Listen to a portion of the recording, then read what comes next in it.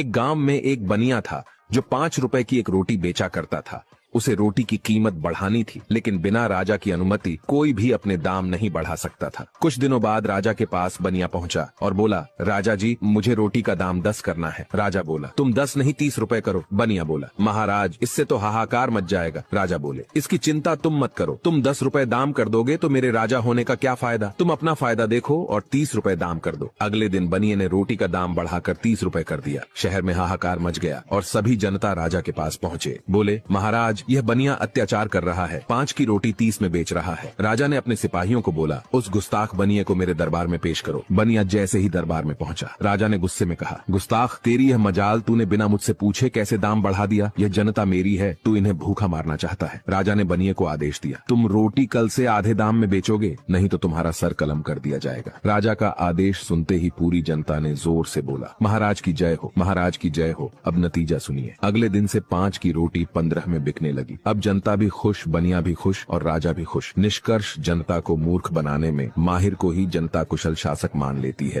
एक गांव में एक बनिया था जो 5 रुपए की एक रोटी बेचा करता था।